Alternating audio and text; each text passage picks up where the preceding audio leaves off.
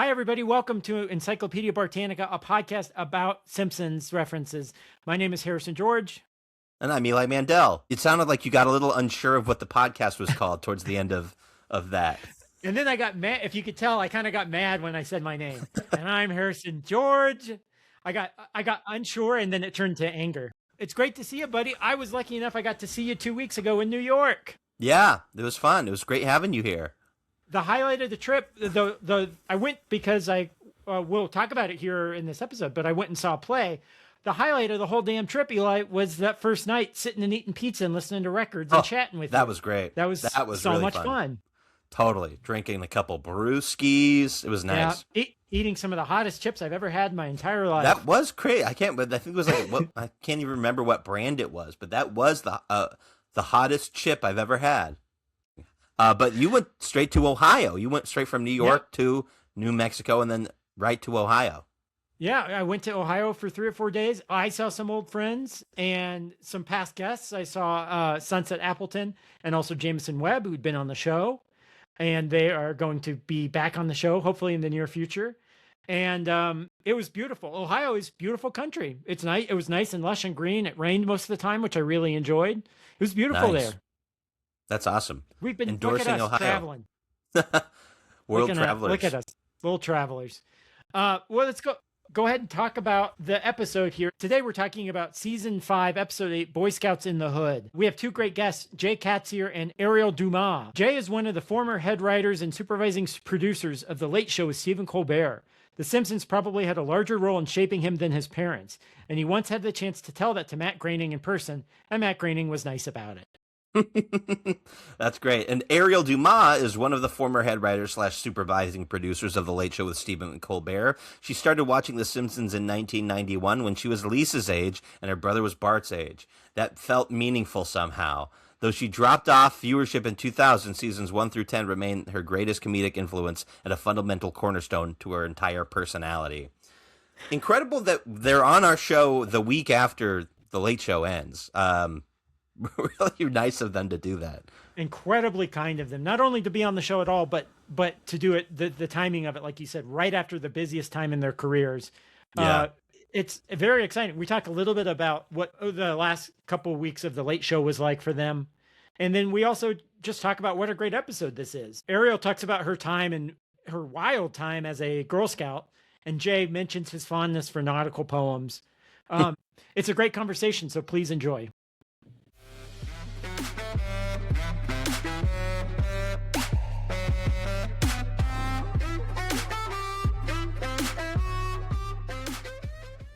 Ariel and Jay, thank you so much for being here. Thank you for having us. Yes, really excited to be on.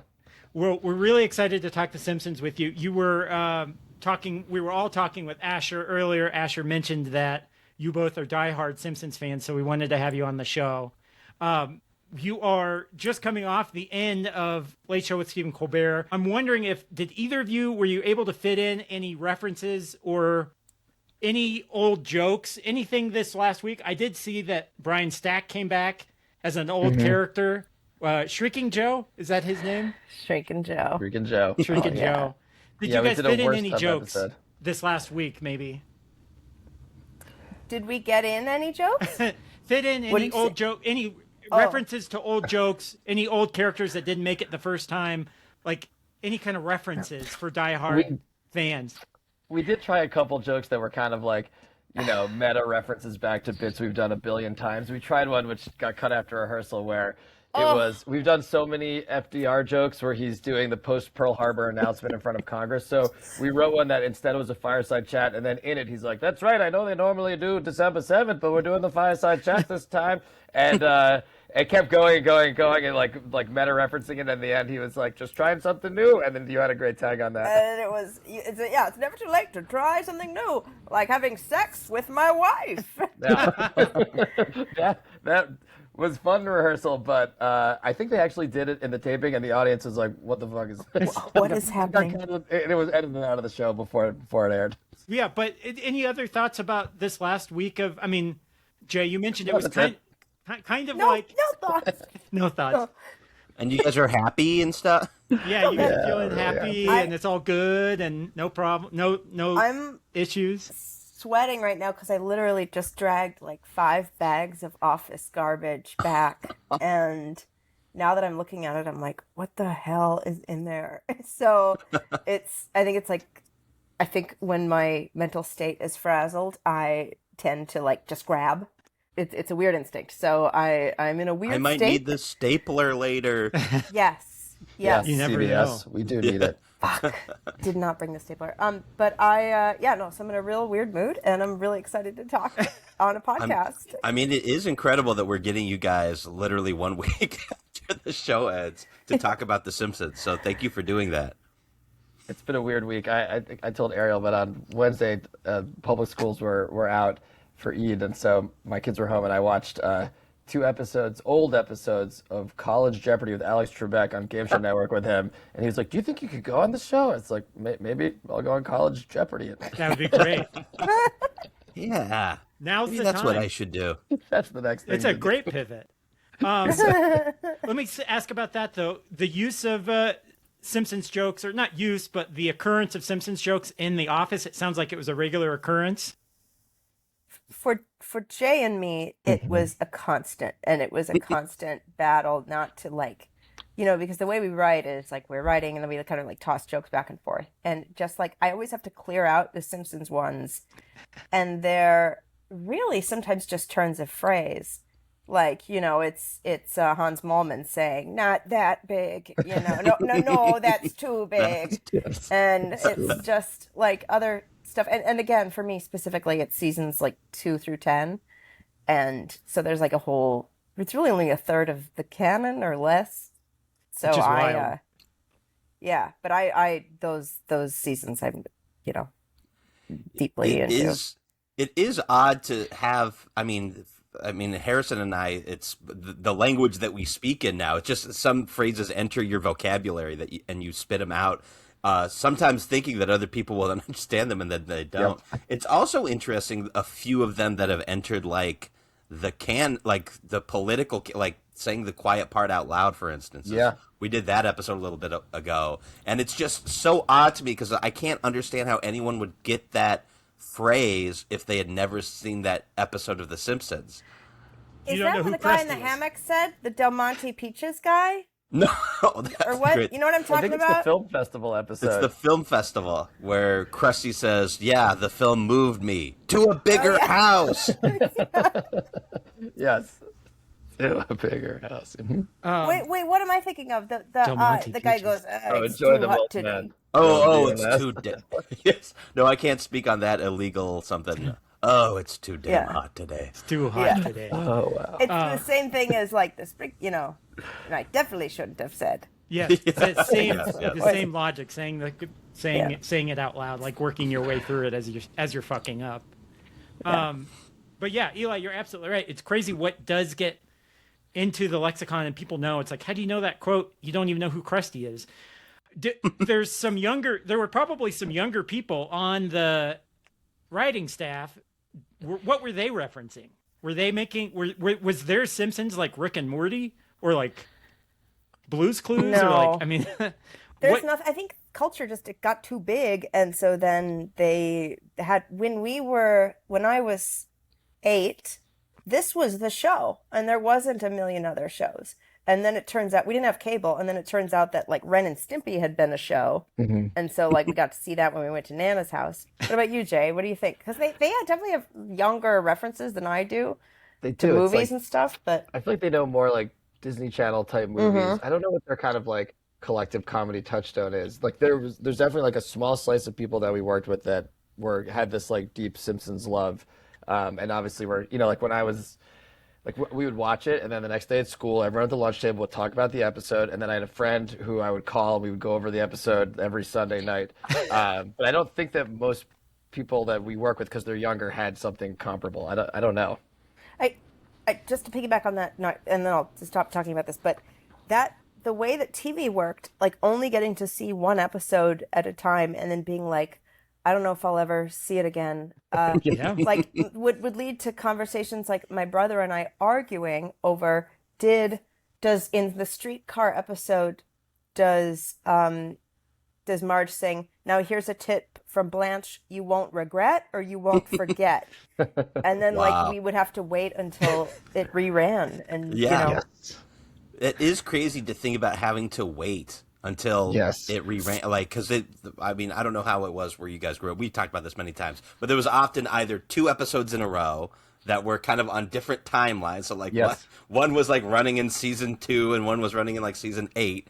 Or there was an episode of Simpsons, then like Everybody Loves Raymond in the middle, and then Yes. Simpsons after that. But it is just absolutely wild to be like, I guess I'm gonna have to wait a year until I see that episode again, maybe, because And I maybe have no not know the control over it. name, not know any of the details. Like it's the one where this happens. It's surreal to think about. TV on demand is still a relatively new feature. It's crazy. yeah. Well, we can go ahead and start talking about The Simpsons. I'm very curious to hear both of your experiences with the show, with The Simpsons. So, Jay, maybe you can start. Do you remember when you started watching? Were your parents letting you watch? Was that a big deal in your house? I think, well, they let me watch, but I think it was just because they could see that I was so happy they didn't want to take it away from me. Like, my mom would be like, "Go fold the laundry," and then she was telling me today, because I told her I was coming on this podcast. She was like, "I would just hear you laughing, and then I would come in and nothing would be folded," and then I'd like beg her to let me watch, because the syndicated. I grew up outside Philly in the suburbs, like that would be on at 6 p.m. there, and I'd be like, "Please, can we watch TV during dinner?" And like, I think they just didn't want to say, even though maybe they, like, she didn't want me to have MTV, she wanted to have cable. She heard that, like, on MTV there were videos where people were humping trees, and so she was like, "You can't have the humping trees channel." But I think that they saw The Simpsons just brought me so much joy. And my dad, I don't think, noticed anything that happened to anyone ever, so he was fine with it. But yeah, so, like, you know, it just became something that they could see that it was very important to me, so they didn't try to take it away. What about you? That's so nice. My dad and brother initially like watched like the first. No, I was watching it too, but I was sort of like, I'll watch what they're watching, and then it immediately, as a family, we would watch it pretty religiously. And so at the beginning, it was a new episode. It was either on Sunday nights or Thursday nights, and we would have dinner at the table in the family room so we could watch it together Aww. during dinner. Beautiful. And at one time, Batman Returns, one of the Batman cartoons, preempted it, or was on before it. That's amazing.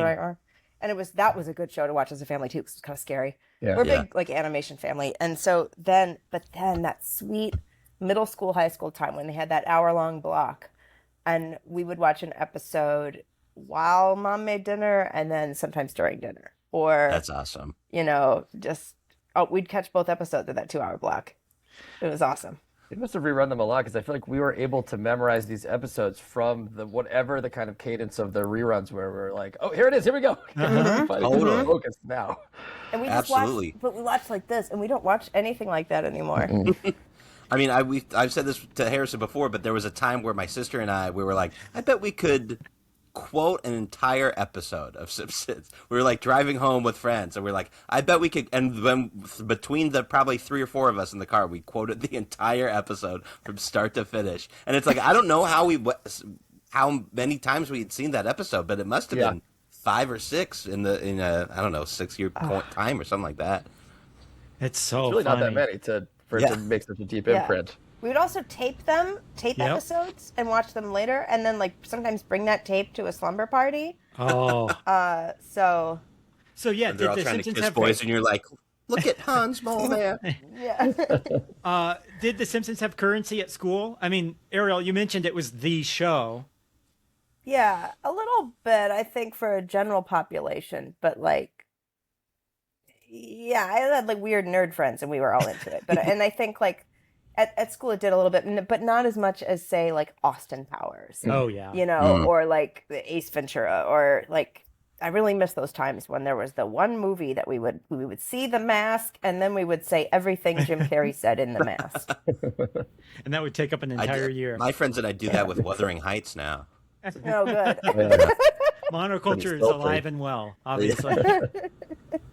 One last question, then we'll talk about the episode. But I'm just always curious when we have comedy writers on the show. I'm always curious your comedy watching habits when you're not working. like right now? Are you going to binge any comedy, sitcoms, Simpsons or non-Simpsons? How much comedy are you taking in when you're not working?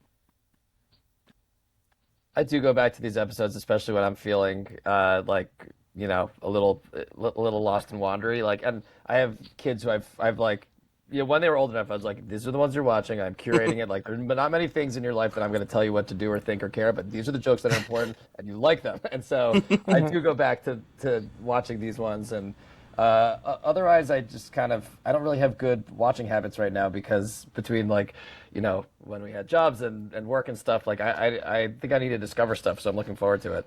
Yeah. Same. I have a 2.5-year-old, so the morning we get a half-hour block. He only wants to watch this one segment they have on Sesame Street right now where Cookie Monster runs a food truck with this insane other new Muppet called Gonger, who might be like he's like French Cajun or something. He's like a real classic, like wacko Muppet. Like he's not like one of those Zoe Abby Cadabby educational ones. He's like kind of insane. He's an OG creepy weird Muppet. He's a creepy little guy, and he's so funny, and he is so frustrated with Cookie Monster, and so it's like a cooking show. So we just watch a half hour of that, and then I'm trying to get him. I've never watched Bluey. I'm trying because I've seen some episodes, and they're very well written and beautiful. But for adult TV, I say like my husband and I we watch like I kind of don't watch a lot of comedy outside of it. I miss it. We watch. I think when you just do jokes all day, like sometimes we'll watch SNL, and that's fun. But I'm like I'm like editing it in my head or just enjoying it, but then being like, oh, I see why they did that. Like, it's like, I can't turn it off, but it's cool. It's, enjoyable, but it's, I watch any show with like a bonnet where they're wearing bonnets, That's a great subgenre. Yeah. Housewives, Andrew, my husband loves the Housewives. So that's awesome. Yeah. Well, yeah, let's go ahead and start talking about the episode that you all picked. A fantastic episode. This complements an episode, Eli, that we just reviewed, the pool episode. What's that one called? The swimming pool episode. Bard of Darkness. Oh, yeah. This for me is an episode. This, like Bard of Darkness, is an episode that I don't watch Boy-Scouts in the Hood very often. Let me pull up this information. Sorry. Let me say this real fast. Can I just ask? Please. Chip, chime in. Can you tell me what the reference to when he reads his play about Saint Swimming's Day? What is that? We couldn't figure it out. It's a real holiday. Yeah. Okay. And It's Helga a real doesn't exist. I think it's. And Helga. I think I think the conclusion was it's just making fun of bad British like melodramas, Yes, but parlor dramas. Okay. yes, but I don't. I couldn't. Harrison did more research than me, and he couldn't find anything about it. It was crazy. And there's a couple, there's a couple in this episode that we're about to do, Boy Scouts in the Hood, that I still can't figure out. And I'll be very curious if they mean anything to anybody here. But today we're talking about Boy Scouts in the Hood. It's originally from November of 1993, directed by Jeffrey Lynch and written by Dan McGrath. Ariel or Jay, for anyone who doesn't remember, could you just in one or two sentences sum up what this episode's about? This episode is about has many starts, but essentially Bart and Milhouse acquire $20. They go on a squishy bender, and in the course of the night, Bart signs up to be in the junior campers, which is the Boy Scouts, and regrets it, and he's very hostile to it, and Homer's very hostile to him. And actually, one of the things about watching the show with my kids that they love is how mean Homer is to his children. They're like, you just don't see, you don't know that most parents are cruel monsters. And See, I don't strangle now. Next time you're mad at me, remember that Homer's strangling his boy. And so Bart convinces Homer, or Homer decides to go along with Bart on a camping trip where they go rafting. They get lost, and then they're saved because Homer, even though he loses the real map, has a promotional map of Krusty Burger locations and is able to find one on an unmanned offshore oil rig, and they're saved. Thank you very much. That's a perfect summary. This is not an episode. I'm curious everybody's relationship with this episode. This is not an episode that I return to very often for whatever reason. I think because I just feel like I always knew it, so I didn't watch it a bunch in reruns, but rewatching it now is so funny, and it's very reference and comedically dense. It's a very reference heavy episode, which we'll get into. Ariel, It also has that kind of, oh, sorry. It also has that, in later seasons 10, 11, 13, how they do the classic, we start off this way, and then we veer harshly into the plot of the episode. This is the first one that I've been like, oh, this is doing that exact same thing. It's starting off with one direction, and then it takes a sharp right turn into what the actual episode's about. Yeah, I love that classic Simpsons misdirect, right? And the first act is so funny. It makes me think that they really must have had trouble coming up with like a justification for Bart joining the junior campus, that they had to like construct this like multi-step elaborate, which it's so funny and so good. He gets drunk off of Squishy, and then Yeah. And because drunk off Squishy, he could wake up doing anything. You know what I mean? Like that premise could land them in a million, could send them off in a million different directions. I will say, to me, the most the most like kind of hacky workaround is the $20 bill floating out. Like that's the way to fix anything. Exactly. You know? Give your Play Flight of the Bumblebee. Yeah. give your character $20 and see how they react. Yeah. So let's start with a really easy reference. The title is a reference to the movie Boys in the Hood, the John Singleton movie. I watched this for the first time this week. I'd never seen it before. I barely knew what it was about. I loved it. Has anyone seen this movie? I've seen it. No. What do you guys think? It looks stressful. It is very stressful, but it is it's one of those movies. I think I probably saw it right when I moved to Chicago, like probably when I was 23 or something like that for the first time. And I was like, oh my God, how it's like one of these masterpieces that you don't know until you see it. And it's referenced so often, but oh my God, it was so good. Yeah, I watched it a long time ago, but I basically had the same reaction. Like this is just a great movie, and it's a bizarre reference point for this episode. It is. Because they don't reference it again. It's just for the title. It's just for the title pun. So the episode starts, they're at Noiseland Arcade. They're playing some games. They got Touch of Death, Alien Terminator, Panamanian Strongman. There's long lines for Alien and Terminator, but only Martin at My Dinner with Andre. So he's playing My Dinner with Andre, the game. We hear Andre Gregory, the director, say, thirsting for a way to name the unnameable, to express the inexpressible. Andre you're playing as Wally. Wallace Shawn. Yeah, you're playing as Wallace Shawn, and you have three options: Trenchant Insight, Tell Me More, or Bon Mott. That's so funny. What do we think about this? Have you seen the movie My Dinner with Andre? And what do you think of this? Either way, what do you think? I read this screenplay a while ago when I was specifically studying abroad in Berlin and living with this weird lady, and it was one of the few English books she had. And I have no memories of what's in it, but I remember being like, okay. We have American comedy for you. Yeah, classic American comedy. Oh, Ingeborg. Oh man, Ingeborg. Ingeborg Hagedorn. Wow. She's the best. She's like a famous radio journalist over there or something. Really? Ingeborg. What a name. Ingeborg Hagedorn. Right, that's gonna be my recommendation for the end. Check out some work by Ingeborg. Ingeborg Hagedorn. I've never seen the movie. I started it one time with an ex-girlfriend, and she didn't want to finish it. And I remember being like, ugh, but also being a little bit happy that we weren't going to finish the movie. But I do want to watch it. It seems like it's referenced so heavily, especially as like the quintessential like smart movie. It's literally just two guys talking. Yeah. Yeah. I've only seen My Dinner with Skinner, which was also an achievement. Did you see that, Ariel? No. What's that? Do you guys know about this thing? It's somebody made a My Dinner with Andre, I guess parody, but it's Principal Skinner and Superintendent Chalmers. It's people, it's actors, and they're kind of having these same like trenchant Bon Mott discussions about the goings on in Springfield. It's on YouTube. I gotta watch this. It's extremely long. It's very impressive, and the actors kind of look like human versions of what you'd think they'd look like. I couldn't get too far into it, but I was like, this is an achievement of some kind. Wow. That's cool. Rewatched it. So, Jay and Ariel, I was just in New York last week. I went to New York to see, A, to visit Eli, and then B, to see Wallace Shawn perform in The Fever, which is a play of his. And I got to see him do it live, which was incredible. But it was perfect timing because it gave me a reason to rewatch My Dinner with Andre and this episode. And My Dinner with Andre really is a smart person's movie. I wouldn't even know how to describe it. It definitely goes over, a lot of it is over my head. I feel like I don't start understand. I timed it or I clocked it. I didn't understand what was going on until about an hour in. Then they started, their sentences started making sense to me about an hour in. Otherwise, it was, I don't know what, he's telling stories of, Andre Gregory as a director and telling stories about his work and his life. But I don't see the purpose behind them. They literally are just, these are little things that happened to me in faraway countries while I was a director.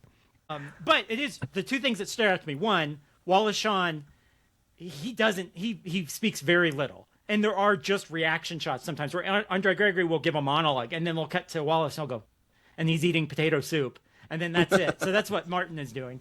And then two, the thing that really killed me about it was the beginning of the movie is Wallace Shawn going to dinner. And he's on his way to dinner with Andre. And he's like, I really don't like this Andre guy. I can't believe I have to go have dinner with him. This sucks. Like, that is such a funny. That's funny. Way to start this long, thoughtful conversation was like, I don't like this guy. He's weird. Everybody says he's turned into a weirdo over the last few years. I'm regretting that I have to have dinner with him, which is very funny. But he'll go anywhere for potato soup. Yeah, exactly. Yeah, He's famously like, one of the most cinematically camera-friendly entrees. Soup, John. What you want to be White seen soup. eating. So they're playing video games. They run out of money. They are kicked out, so they're bored. Meanwhile, at home, Homer is sitting. I never noticed this before. Homer's sitting at home. He says, now a little quiet time to read some of my old favorites. And the table is actually covered in books. And then he picks up a peanut jar and starts reading the ingredients to the peanut jar. And absolutely incredible. We get two great jokes back to back almost. Peanut sweepings or compressed Pressed peanuts. peanuts. We get two, which does sound good. Those peanuts do sound good. We get two jokes back to back. Marge is leaving for the grocery store and Homer wants steak. Marge says, money's too tight for a steak. And then Homer says, steak? And Marge goes, sure, steak. Something about the look on Marge's face always really stood out to me and like kind of made me sad. Because whenever she realizes or remembers how dumb Homer is. He's extraordinarily dumb in this episode. I think, is this the first episode where he talks to his brain? Because there are multiple bits where he's talking to his brain. At least this is the first one I remember, because it's two very iconic brain conversations he has. He does have a couple good brain condos in here. Yes. When does he threaten to kill his brain with a Q-tip? Was that this episode? That's this episode, Okay, good. Yeah. Oh, that's funny. Quiet brain. Oh yeah, that's like in that. But when Marge, I just have to say, like as a child, I was always worried about that because I was like, oh no, Marge is going to spend money they don't have on steak, just even steak. But now as an adult woman and a wife, I am like, oh no. She's like, yeah, steak. Yes, steak. Yeah. By the time we come home. Gonna give him whatever. Exactly. He's gonna forget. It's baloney. Yeah. Did anyone ever? This is a little bit of a tangent. Did anyone ever have like the CDs? I remember I bought online when I was a kid, like the CDs of like all the Simpsons songs, and I remember they Songs do it. in the Key of Springfield. You mean? Songs of the Key of Springfield. Going Yes. Simpsonic or something? Simpsonic? Yes, going Simpsonic. But for this song, because they do the New York song or the Springfield song, but it's the track starts here.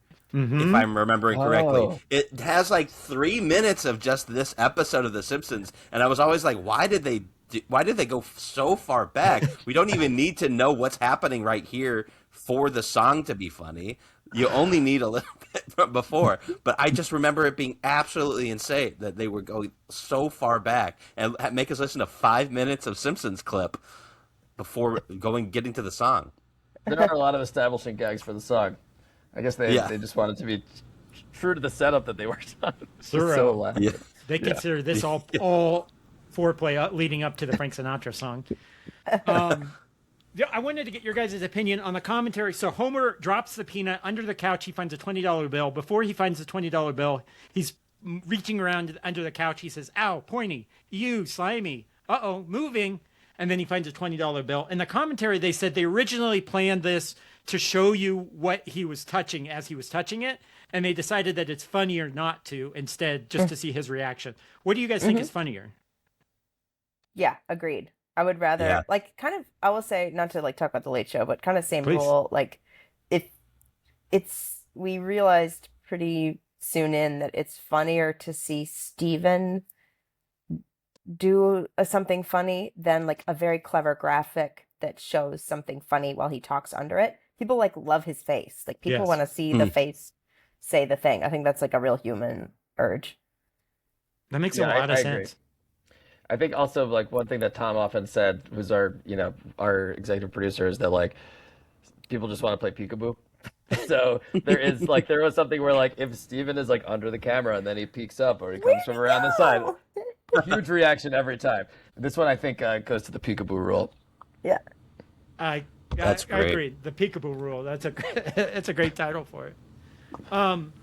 So he gets so excited. His brain tells him that money can buy $20 can buy many peanuts. He gets so excited. He slips on the very peanut he was looking to find, and the $20 bill flies out the window. Flight of the Bumblebee plays, and it lands in front of Milhouse and Bart. Now, Eli, one of your favorite movies, this is clearly a reference to After Hours, according to the internet. Eli, do you think this is a reference What? to After Hours?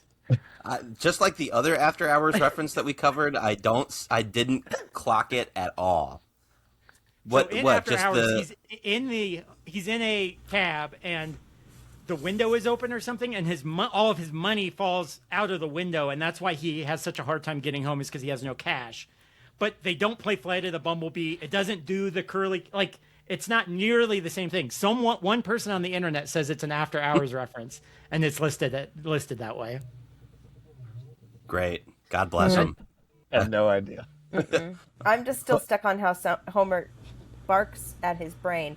Explain how. Yes. And I love that. That was actually how I learned that money can be exchanged for goods and services. The phrase "goods and services" is like, oh yeah, I guess it can be exchanged for services, can't it? Because in your mind, when you're a kid, you're just Goods like, and money buys services. things. Yeah, but you can also Services buy too. people's time. I don't use my money for services enough. I'll say that. Yeah. I was in the airport. This is unrelated. I was in the airport. Amazing how many people are getting their shoes shined at the airport. Do you guys see this? No. Am I the only No. one? Maybe it's just the Denver airport. But every time I go by, there's a line at the shoe shine stand.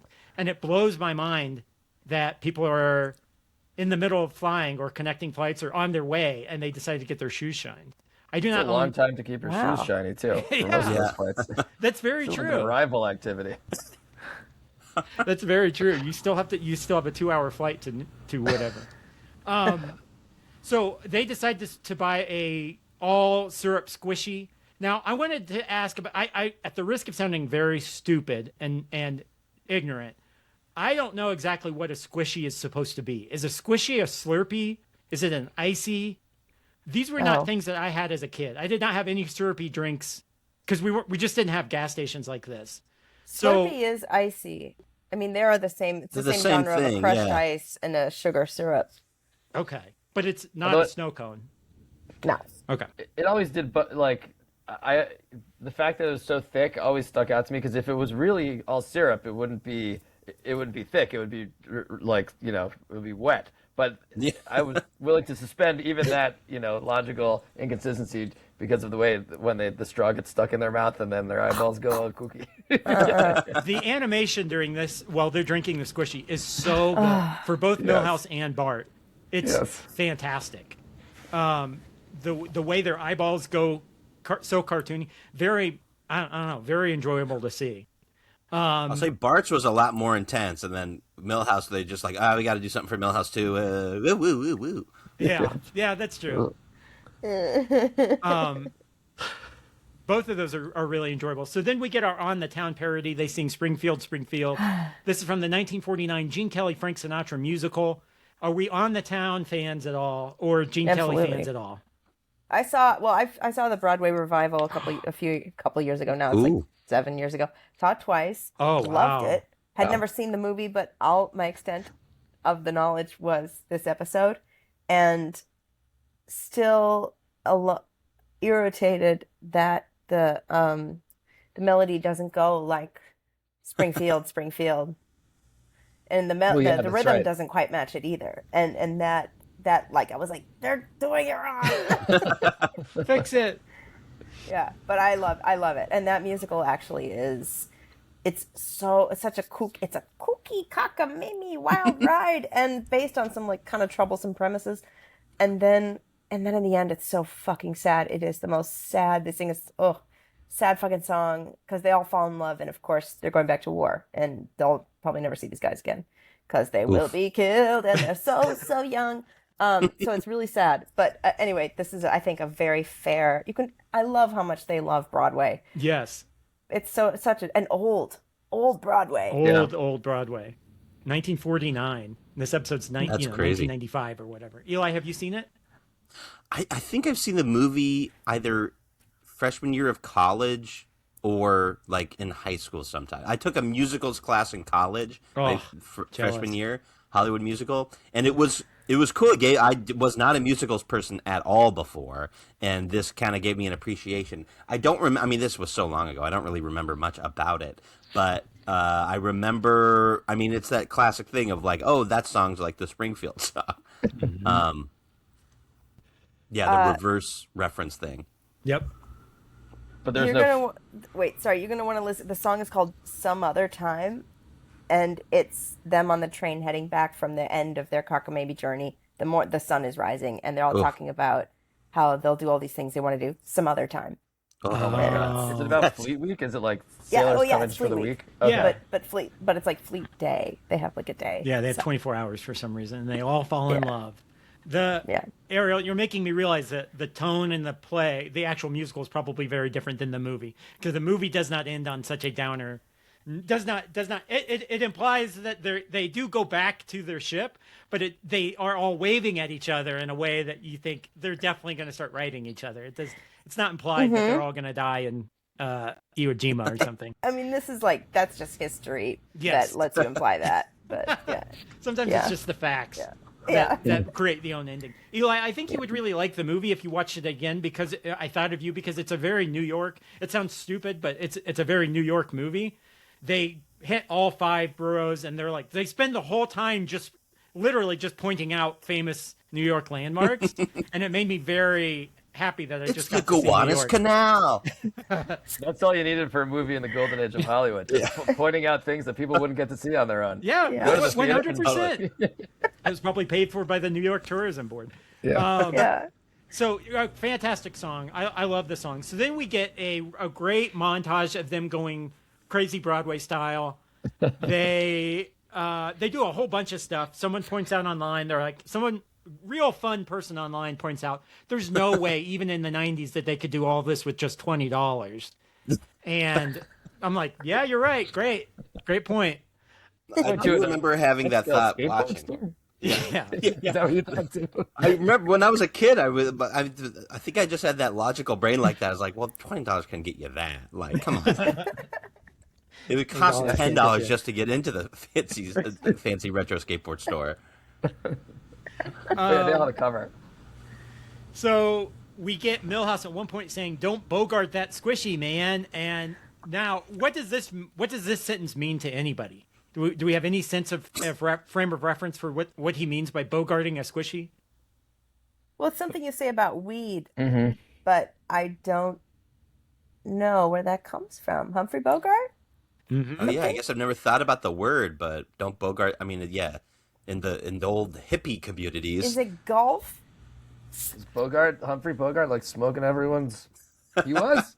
Well, it comes from an old song, Fraternity of Man song, who I've never heard, and a Little Feat song, who I know. Little Feat, I know. They have a song called "Don't Bogart That Joint." It refers to how Bogart was often seen smoking or holding cigarettes in his movies.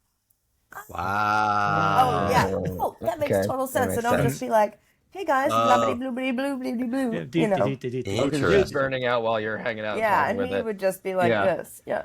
So what do we think about this montage of them goofing off? They hang out with Barney for a while. Barney gets shanghaied. What do we think about? What do we think about this montage of them having fun? I think this montage is one of my favorite Homer moments, which is when they have the giant bubble gum and it pops on them, and then he's walking by at night. He's passing his own son, who's covered in goo. He takes it. He just tastes the goo on a pile of goo that he sees on the street. Says "free goo" and keeps walking. I think that They really found a way to put like one hilarious nonsense joke in every possible nook and cranny of this episode. Yeah. Also, I think we may have just found. Does he say free goo? Yes. In my brain, for the last 30 years of watching the show, I always thought he said pre-gooed. Like, they pre-gooed this for me. Oh. Pre-gooed my son and his friend. Yeah, like they I don't have to. son. They pre-gooed this gum for me. I don't know why. Free goo makes way more sense. It's I don't know why. Good. It's been pretty good. Pretty good. Yeah. Pretty good. That's really funny, Eli. Thank you for admitting that. You're welcome. That's very brave of you. But those are the kinds of jokes that we would hold in our heads because we didn't have the Simpsons guidebooks or the internet to tell us any different, or this podcast. Here's a joke I never got before. Well, let me just ask this also. This is kind of abstract. I want to go back a little bit to Bart and Milhouse. I think it's so relatable and so funny when they're sitting outside this Quickie Mart and they're so bored that they're just punching each other. Yes. Any good. thoughts come to mind or any memories come to mind of being a kid and being bored and doing things? If not that, then something else completely mind-numbing. We used to play games very similar to that were also very physically not safe because out of boredom. That is just like having a brother and waiting. There's a lot of spaces you have to be you as a child with a sibling that are like, for example, like waiting while your parents get the keys to the rental car, and Yes. there's nothing for kids. There's nothing to do. No phones, no anything. Or another one is going to with your mom and dad to the carpet store. Like, there's just or waiting at the pharmacy. Like that's not a drugstore, the one that's just a pharmacy. So like there's lots of places that you just hit your brother for fun. Actually, when you said the rental, because I think a couple years ago we flew into Denver. It was late at night. It was a long line, and our kids they spent like an hour like just sliding on the ground between two vending machines, and everyone in that room is so tired and unhappy, and they're like flopping around. They're definitely going to hurt each other and cry or hurt someone else by tripping, and because when kids at a certain age they run as fast as they can while looking behind them. So so they're doing that, and you're like.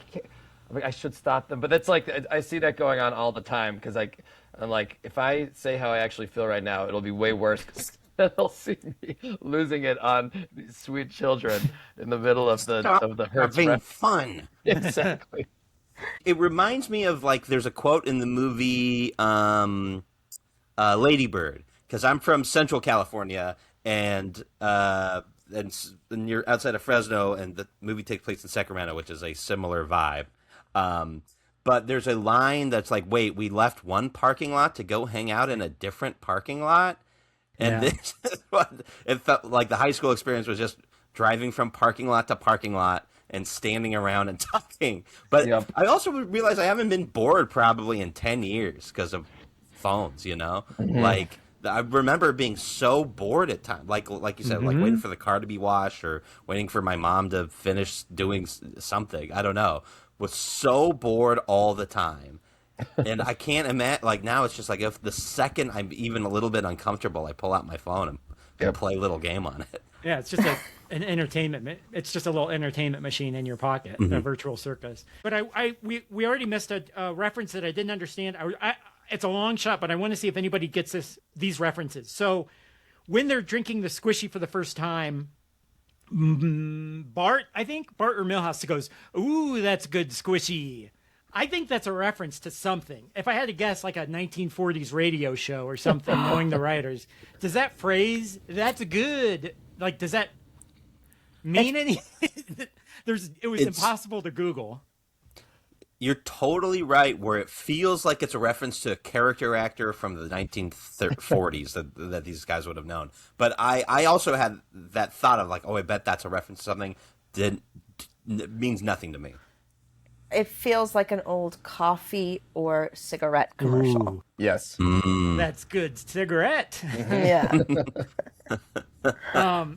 And then there was a second one where here in a minute, Bart goes in, he decides to go to the junior campers meeting so he can avoid a test. And as he's walking into the junior campers meeting, he says, "Hello, alternative to testing." And again, that made me think of like "Hello, Nurse," which is from Animaniacs. Yes. But it's like, I'm pretty sure that's a reference to something like a maybe Marx Brothers or something. Oh, yes. Oh, it does sound that way. Hello, hello, hello. Hello. Yeah. I just, for the first time today, rewatching it, realized that Sergeant Dork must have been Sergeant York. Another thing that I've heard of but do not know what it is. I was going to ask about that. So Sergeant York, so Nelson calls him Sergeant Dork as he's leaving. And Sergeant York is a 1941 Gary Cooper war movie. Oh my God. So 1941, on the town's 1949. This is not even the oldest reference that we'll get in this episode by over 100 years. The like underlying premise is that all the fifth graders at the school have only consumed the like greatest works of 1949. That's what all of their our reference points as teenagers, and when we were their age, what was The Simpsons, and theirs is Sergeant York. It's The 2 world they wanna generations live in. removed. Yes. But is that like the writers like joking about stuff their parents watched and listened to? I mean, it must have That's been. kind of fun. Yeah. Yeah, I think it's a reference. To quote the Beatles, right? Here's a reference your mother would know, right? So they wake up and Bart has signed up for the junior campers, which is their version of the Boy Scouts. Now, Jay, were you a Boy Scout? Ariel, were you a Girl Scout at all? I was not. I didn't participate in those type of institutional knot tying organizations. But Ariel is like a real Midwestern, all-American kid. I did. I stayed in Girl Scouts way too long. Like high school. And then I was like, this feels weird, and I immediately quit. But I'd been in I was in like 4 or 5 years. Wow, what was your experience like? I don't know anything about it. It was like, in retrospect, it was like just this group of like weirdos and lesbians. It was like all the weird, like we would like run around with pointed sticks and like try to hurt each other. And it was like, we're always like, and those couple girls were taking their clothes off all the time. And it was like, we would have it was just like feral and insane. And then we like occasionally did some volunteer stupid stuff that we were like, whatever. But like, it was a lot of like, pretending to be skinning animals and like playing a game where we held each other captive in slavery. So Wow. in a porta potty at the campsite. So it was awesome. It was awesome. So it would be like you would do whatever like the volunteer activity is, and then you'd be like, let's go back to like poking each other with sticks and taking our clothes off in a porta potty. Yeah, That's absolutely Let's get back to the real work. it was awesome. So it was like Your probably more like Boy priorities. Scouts than Girl Scouts. Yeah. Good skills to learn. Yeah. Eli, did you? Yeah, I was like in Cub Scouts. I think it seems like there's a difference. So I mean, probably from like kindergarten through 5th grade. And then I remember my troop disbanded because I'm from a very rural area and weren't a whole lot of kids. Oh. And it was like I could go into Fresno or into town to do it, but then I didn't. But I remember I got second at the Pinewood Derby, which was the little car racing thing. And I remember mine looked so dog shit. Mine looked so bad. It was the least pretty one, but it did win. It won a lot of races. I got second, and the troop leader's son got first. So I remember in my mind being like, "Wow, I really got first." Wait, Politics. Is that the one where the cars race on their own, or where you go in them? No. It's a little toy car that you make, that you design, and you put weights on it, and then they go on their own. You like let them off at the same time, and they race each other down like a little ramp. A ramp. It's fun. My brother and dad did it, and because my dad's a maniac, they put a CO2 cartridge on the end of it to try to and I think it just kind of blew up. But like they also did all sorts of like magnets and weights and stuff, and That's so really funny. fun. Yeah, that was the same thing. I think we put a bunch of pennies on mine. I remember. Yeah. That's so funny. Yeah, but I did it up until probably like 5th or 6th grade, I think, and then because then the next step is like Weeblos, and and again my troop disbanded before Weeblos. Yeah, but I really enjoyed it. It was like camping. We went camping, and I would go to. I remember really loving wearing the uniform at school. Oh. I read a book. I was curious. I'd never been in the Boy Scouts, so I was curious about it. So I read a book about the history of the Boy Scouts. It's called Let Modern me guess, Manhood. it was all good and no bad. Yeah, all good That's and the no title. bad. Yeah. Good and no bad. There's no dark history here. The modern manhood and the Boy Scouts of America: Citizenship, Race, and the Environment by Benjamin Jordan. So this is what the book says. The book's primary argument is that the Boy Scouts of America articulated and wildly popularized a new male norm that used a structured engagement with nature to meld select Victorian characteristics such as modesty, self-control, and a diligent work ethic with the scientific efficiency, corporate loyalty, and expert management skills that white males needed to maintain control of an increasingly urban and corporate industrial society. Men and young boys were imperiled by corporate industrialization, urbanization, and the closing of the Western frontier, and the feminization of society. Decline in apprenticeships and the rise of forced schooling meant boys had to be artificially taught character and civic virtue. Ultimately, the Scouts taught boys to make work into a game and leisure time into character-building opportunities, and instilled hierarchical loyalty, which was needed for corporate industrial work and political leadership. So the book is basically saying that at the turn of the century, men were feeling attacked because women were entering the workforce, cities were becoming more urban and full of immigrants, and they didn't really know where they fit in anymore. So they needed to create a way to make sure that young boys were growing up, quote unquote, white middle class boys were growing up right in the right way, quote unquote. So they created things like the Boy Scouts to meld the old school views of Victorian life with these new Fordism type ways of like, always listen to your boss, always understand hierarchies. Like, I really liked when they said, they made work into a game and leisure time into character building opportunities. So this idea of like no free time wasted, right? And I kind of changed the whole way I thought about what the Boy Scouts were about. What do we think about that? I think one thing that stuck out to me from what you read is the idea of like, boys, society is becoming feminized, so put on this sash and we'll sew some badges on for you. Don't forget to tie up your neckerchief. Yeah. Only real men wear neckerchiefs and short shorts. Yeah. Oh no, but it is interesting that like it's training them to kind of be productive in their free time for the reward of something meaningless, essentially a meaningless token, which does seem like it's a valuable corporate experience. Yeah. And sort of Catholicism a little bit. I don't know. I just feel like I remember going to my brother's Cub Scout meetings, and that or like the big events, and there were the rules, and everyone was like, ew.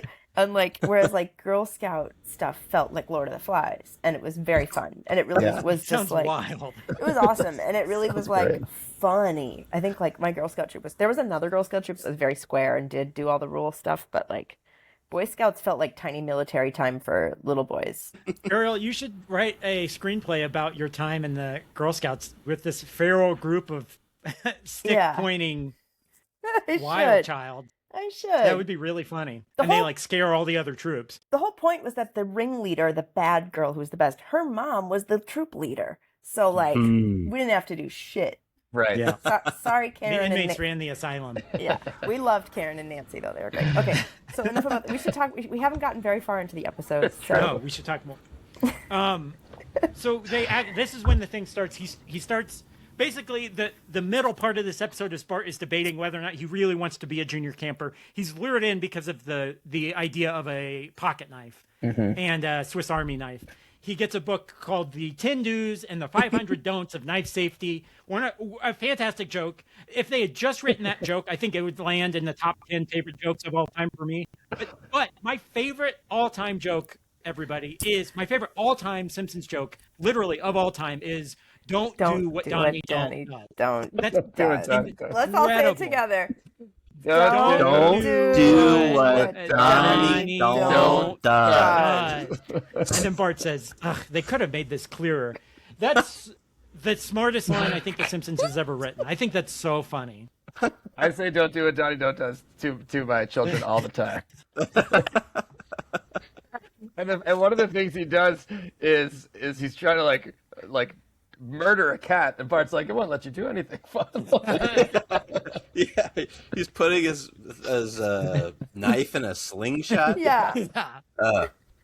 Very that's my goofus favorite coded. line. Yes. Yeah. Very goofus coded. Yeah, with no gallant to Yeah.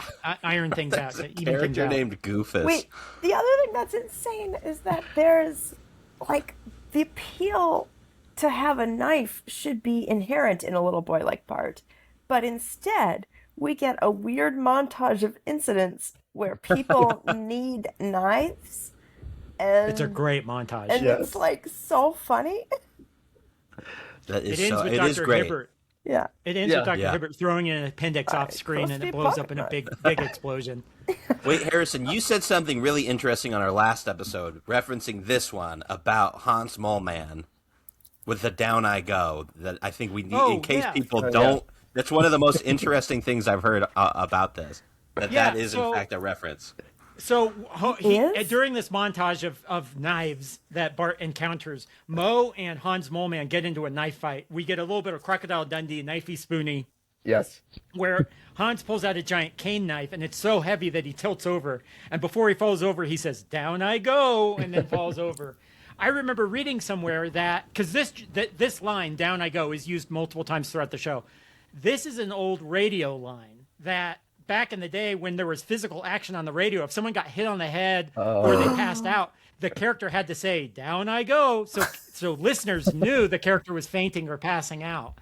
And so they've kept it and put it into The Simpsons. And it's Just like so radio it- listeners wouldn't be like, "What do you think happened to Artie after he got bonked on the head?" I think he's Yeah, standing stand he up upright. got straight. awful quiet. He got awful quiet after that. I think that's so funny, and and adding it to a visual medium makes it even funnier. That's such a great line. This is another one that down I this, go. and then there's one other thing in this that when I would watch we talk about this all the time on the show, but that scene was cut out of Yes. syndication where I was, so I didn't see it until well into college, Wow. probably until Disney Plus The- came out. The Hans the Moleman Down bit? I Go, yeah, Yeah, that part. me It too. started with Nelson needing to, with Martin needing to open his whatever. his cookies. Yeah. Hibbert says, "Don't thank me, thank the knife." That reminds me of an inanimate rod Yes. when Homer goes Yes. to Yeah. space. Bart's quote, "Oh, seems like everywhere I go, people are enjoying knives." So he eventually gives in. He decides to become a junior camper. He's starting to really have fun. He's getting his badges. He gets archery, debt collecting, embalming, TV watching, patch forgery. I never saw the patch forgery joke Me Me before. too. but This is very the first time funny. noticing. Really funny. Ariel, any notable badges stand out from your time in the Scouts? No, I just remember that like we got the badges and like we didn't really bother to put them on our sashes, and like Interesting. couldn't find our sashes at any time. Like we would do the peanut butter pine cone thing really resonated with me because for every like fun camping trip there was a lot of peanut butter pine cone, like a lot of it, and For we're like like, the bird feeder, like yeah, you could- yeah, Oh. and we were like, we don't. All right, I guess we'll do this. Busy work. Yeah. We get Homer's great line making fun of Bart. Oh. Homer is so mean in this episode. It's so mean. Egghead likes his bookie wookie. Egghead likes his bookie wook. So funny. Can we just also appreciate the animation of that tippy toe topsy dance? He does that other times. I'm trying to think- picture it. Or like other characters have done it. Maybe Like Feels this like type of thing. dancing on the dugout or something. Yeah. yes, on Yeah. the tippy toes side Yeah. to side. I Egghead likes think his bookie I wook. think it's like when It's someone has a also- chainsaw, they do that a little Oh, bit. yeah. Oh, yeah. So Well, That's- It's also oh, sorry, Jay. Oh no, go. No, I was just saying it's he's making fun of Bart for reading books, not for being in the Scouts. I also had never really known. He's just like Bart's reading a book and Homer's laying into him. I noticed this time when I rewatched it that he's trying to like kind of like keep it cool with Marge. After he does Egghead, he's like, "Just tucking him in." He's so mean. He's such a bad So dad. mean. Bart's mean to him. So. Yes, that is very true.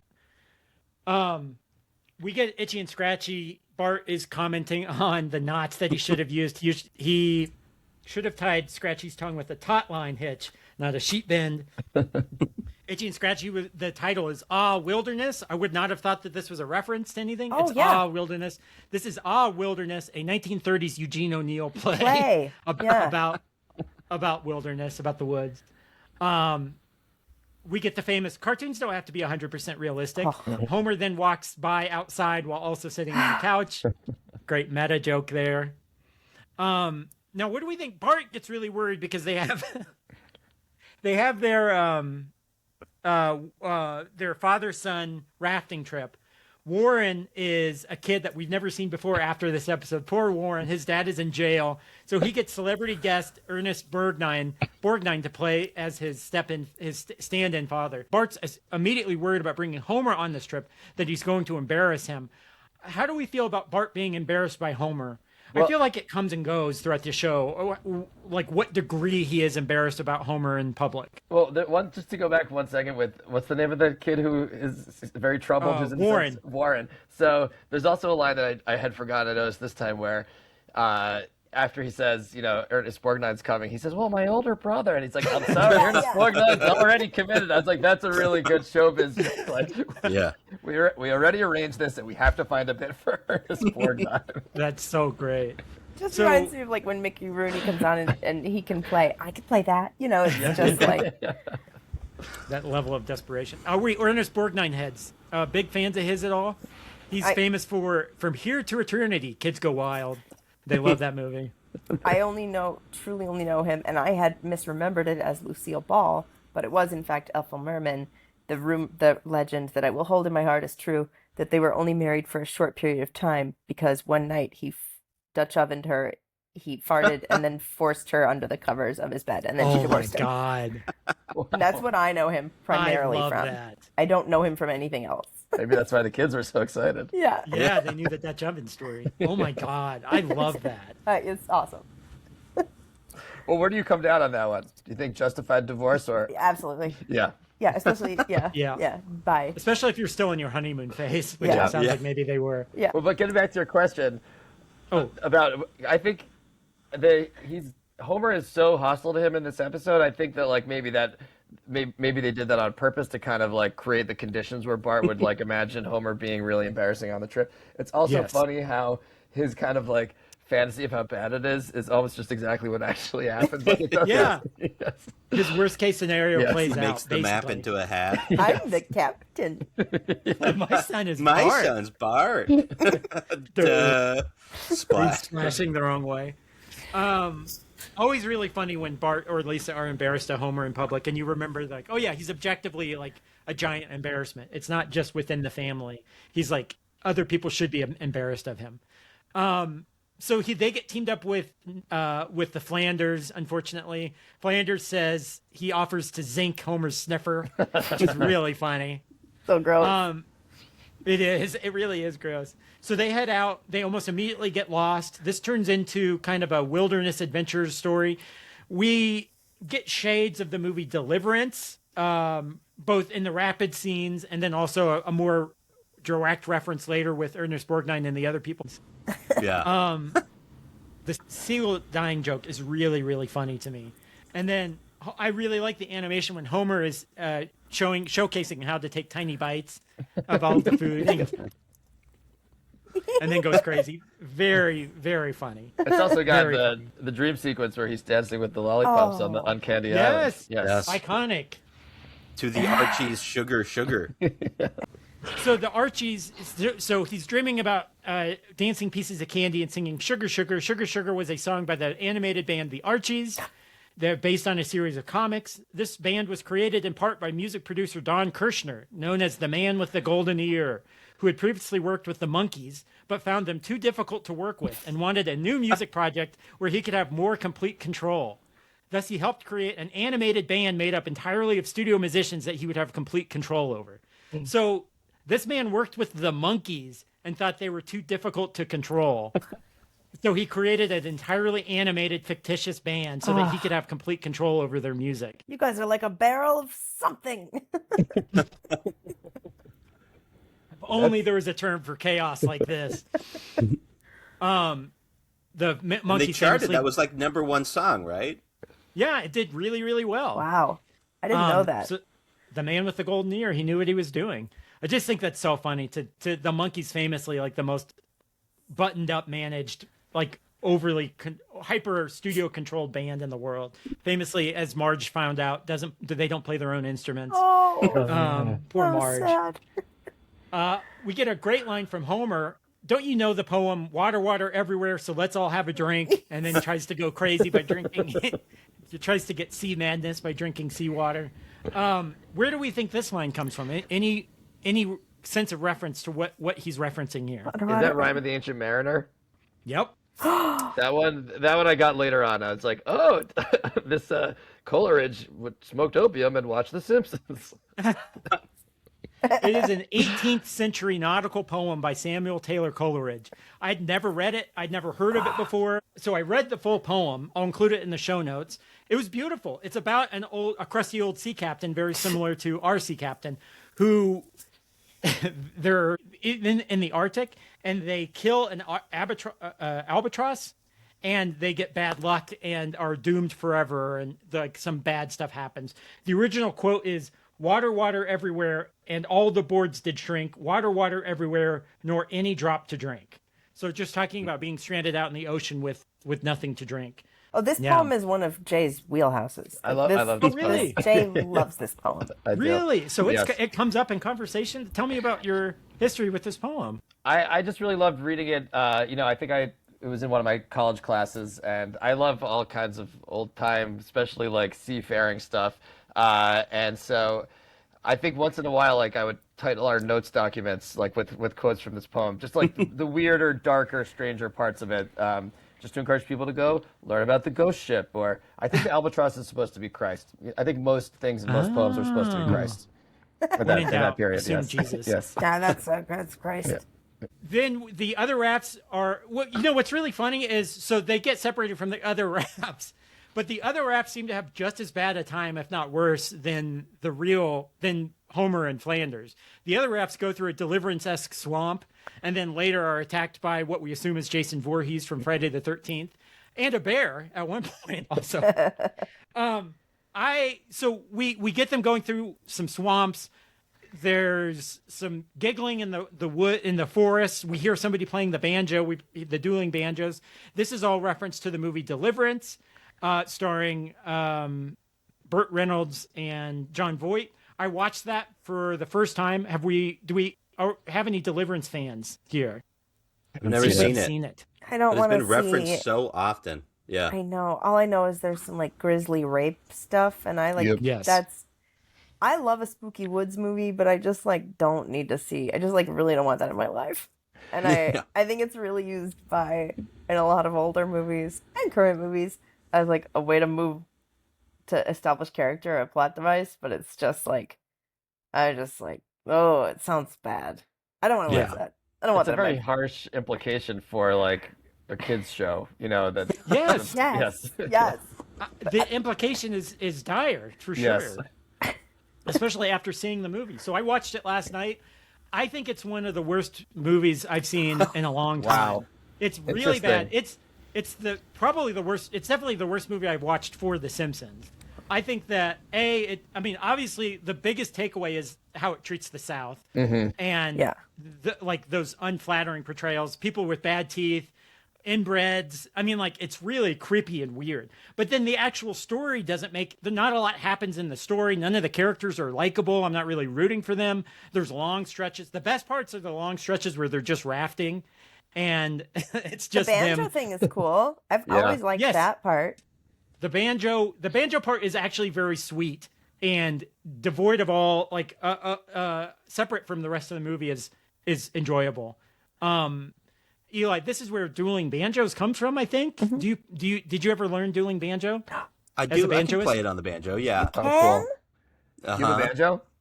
I do. It's normally up here, but it's down. I'll grab it. I'll play it for a second. All right. Yeah. I used to just put that on and listen to that track. It's so good. It's exquisite. Yeah. Oh, I realize I only know how to play the first part. I don't really know how to do the whole thing. Please. There we go. That's all I can do. But I can't do the rest. Oh, that was Maybe good. the response to that? Da, da, No, da, da, I da, don't da, Da, da, da, da, da, da. da, da, da. Because That It sounds is so kind good. of creepy. I thought it was Yeah. a guitar versus a banjo. Might be. In the movie, it is. Yeah, okay. So I guess I don't know. I've always called it dueling banjos. I guess It's it what should be it's called called. dueling banjo and guitar. Okay. Wait a second. Yeah. It's called Only Dueling one banjo. Banjos. Guitar Doing versus banjo. I'm Yeah. Yeah. pissed. I'm pissed. Okay. Well, that was really nice. I love getting was a little really musical beautiful. interlude. Well, I can play Yeah, more that was stuff very than beautiful. that, but that's just that part. So what do we? So we get Homer. But cut back to. I don't remember this. We cut back to Chief Wiggum. He refuses to go look for them. He says that they need to be missing for a week. He's also very busy playing checkers with a dog, which is very funny. We get another joke with Wiggum saying, "I'm not even casting off till we go to the store." I don't remember that joke. Yeah, Eli, Yeah, I think like it's one of those out of syndication. I didn't remember that joke Yeah. either. Totally. So eventually they're saved. Well, they get. I felt like this should have led somewhere. They put a cheese doodle on a hook, and they feed it to a fish. The fish runs away. I thought they were going to catch the. I don't know. Godspeed Little Doodle is really Godspeed, funny. Little Doodle. Godspeed, Yeah. little Godspeed Little doodle. Doodle. What do we think about the joke where Homer gives Bart? He gifts Bart his own Swiss Army knife, and it's completely opened, and he hands it to him, and then drops it, and it almost pokes, and lands safely, and then the magnifying glass catches the sun and pops a hole. What do we think of that? That's like quintessential Simpsons joke, right? Yeah, it's brilliant. Yeah, it's like truck full of marshmallows or whatever. It's a really good joke. Yeah. Yeah. It really is. So then eventually they are saved. They smell a Krusty Burger off of an unmanned oil rig. So Homer's able to smell their way to safety. They get there. Fast food places do waft out fast food smells. They do put in fryers or scents and then waft them out into the public to get people to come inside. Burger King specifically will do that. Really? I Wasn't didn't there know that. also wasn't there a McDonald's that like had an it was on a boat or something like that? Am I making this up? I'm Googling this. Oil rig. McDonald's on a boat. Yeah. McDonald's has a restaurant on an oil rig. Oh, wow. Yeah. I North just of love- South America. I love that they were going to shut it down. We're taking a bath on this. That's so funny. So funny. Dread to tell you, these are unmanned oil rigs. Wait, can I back up for a second? Please. There's where they say, he says, here, fishy, fishy, fishy. And there's an old Ernie and Bert sketch where they also say, here, fishy, Oh, fishy. Like yeah. with that same cadence. Is that just a normal Interesting. thing people say when they're Fishy. fishing? Or is I that... think it's like here, kitty, kitty, kitty. Oh, That's okay. what That I makes know sense. it as. So maybe they're both making the same, doing it for a fish joke. Sure. I think you're right, though, because I'm Googling here fishy fishy, and I'm seeing lots of stuff pop up. Yeah, it's here, kitty, kitty. You're right. It's funny to say it too. That is funny. So they're eventually saved. Meanwhile, Ernest Borgnine and the others are camping in an abandoned summer camp. We get the classic Friday the 13th music right before they're attacked and killed. Again, Jay, strong implications for a children's show. Yes, they're being murdered. It's a very They're dark about to be ending. murdered. Yeah. Of what? Of what? Oh, of Just this episode? It's like Yeah. the last scene where they get murdered and then it just goes to the credits. I remember being like, that was one of the funniest things I've ever seen in my life, and now I'm sad and scared at the end. Yes. Yes. It is. We've talked about this before, but when an episode ends on kind of a sad, scary note, that kind of leaves the tone. Although this one, not so much. Yeah. Like, Yeah. I don't think of this as a scary episode, but there are other episodes that end on kind of like a scary note that I'm like, oh, well, that's like a scary episode. Yes. Yeah. It's sinister. I may need to go, my friends. This Okay. is an early wrap on Ariel, but I have to just say how thoroughly I appreciate the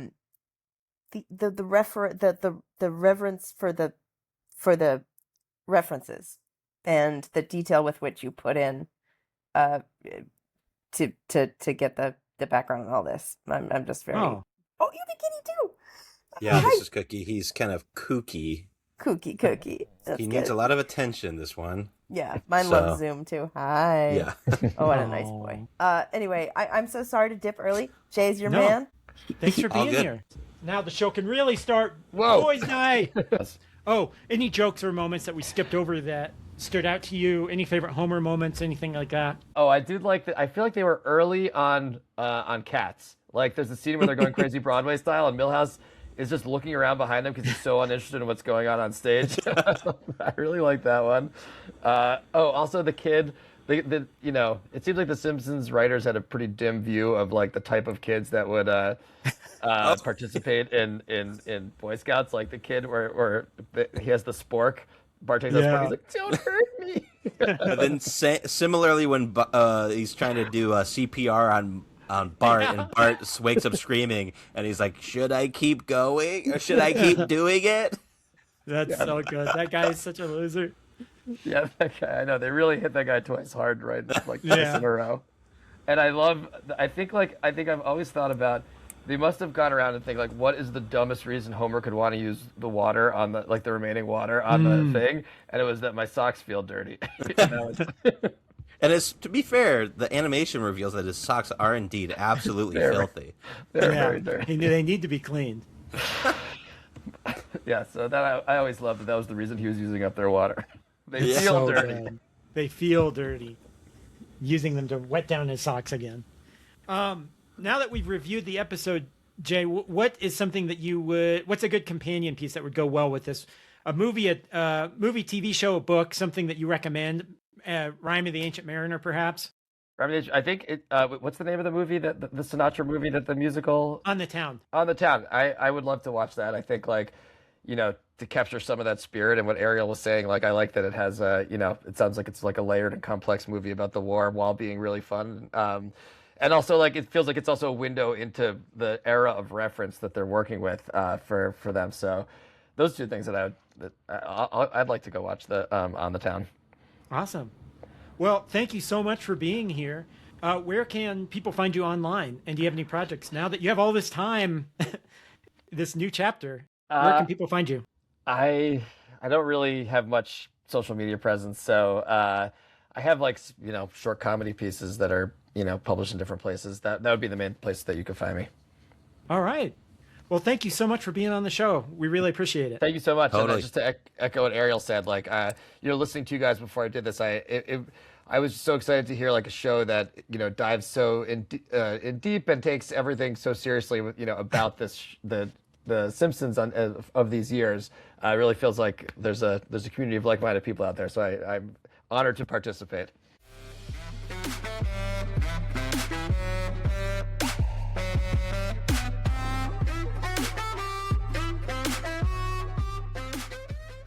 Thank you to Ariel and Jay for being on the show. Please follow both of them online on Instagram. We'll include their handles down below. Eli, after talking about this episode, what do you recommend this week?